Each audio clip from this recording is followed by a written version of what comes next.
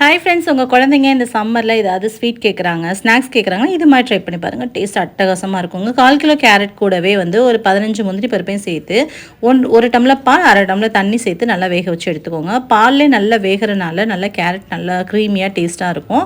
இந்த அளவுக்கு நல்லா ஸ்பூன் விட்டு அழுத்தணும்னா வெந்திருக்கணும். அந்த அளவுக்கு வேக வச்சு எடுத்துக்கோங்க. நல்லா ஆறுனதுக்கப்புறமா அந்த முந்திரி பருப்பு கேரட்டையுமே வேறு மிக்ஸி ஜாரில் மாற்றிட்டு கூட பார்த்திங்க அப்படின்னா அந்த பால் சேர்க்க தேவையில்லை, தனியாக வச்சுருங்க. ஒரே ஒரு ஏலக்காய் மட்டும் சேர்த்து ஃபஸ்ட்டு கிரைண்ட் பண்ணிக்கோங்க. அதுக்கப்புறமா பால் சேர்த்துக்கோங்க. பாலோடு சேர்த்து ஒன்றா அரைச்சிட்டோன்னா அவ்வளோ சீக்கிரம் அரைப்படாது. அரைச்சதுக்கப்புறமா பாலையும் சேர்த்து நல்லா நைஸ் பேஸ்ட்டாக க்ரீம் மாதிரி அரைச்சி எடுத்துக்கோங்க. அது ஒரு பக்கம் இருக்கட்டும். இன்னொரு பக்கம் ஒரு பாத்திரத்தில் பார்த்தீங்கன்னா அகரகர் இருக்குல்ல, ஒரு 10 கிராம் அளவுக்கு ஒரு பேக்கெட் வரும். அந்த 10 கிராம் பேக்கெட்டுமே 1/4 கிலோவுக்கு கரெக்டாக இருக்கும்.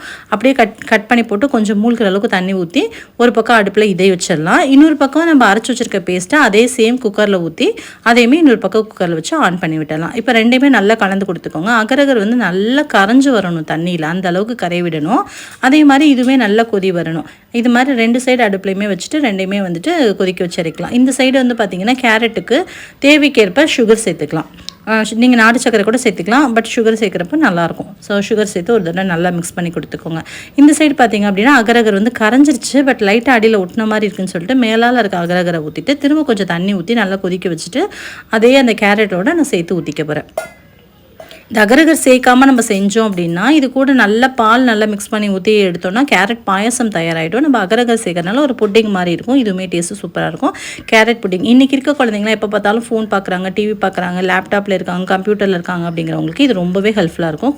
கண்டிப்பாக வாரத்தில் ஒரு 2 தடவையாவது இது மாதிரி செஞ்சு கொடுங்க. அவங்க ஹெல்த்துக்கு ரொம்ப நல்லது, கண்ணுக்கு ரொம்ப ரொம்ப நல்லது. இது மாதிரி கட் பண்ணும்போது அவ்வளோ ஸ்மூத்தாக வரும், டேஸ்ட்டு சூப்பராக இருக்கும். அப்படியே ஃப்ரிட்ஜில் வச்சுருந்தேங்க, அந்த இதை அப்படியே செட் பண்ணிவிட்டு ஃப்ரிட்ஜில் வச்சு எடுத்தோம் அப்படின்னா நல்லா சில்லுன்னு சர்வ் பண்ணும்போது அவ்வளோ டேஸ்ட்டு சூப்பராக இருக்கும். கண்டிப்பாக ட்ரை பண்ணி பார்த்து எப்படி இருந்துச்சுன்னு கமெண்ட்டில் ஷேர் பண்ணுங்கள். தேங்க்யூ, பாய்.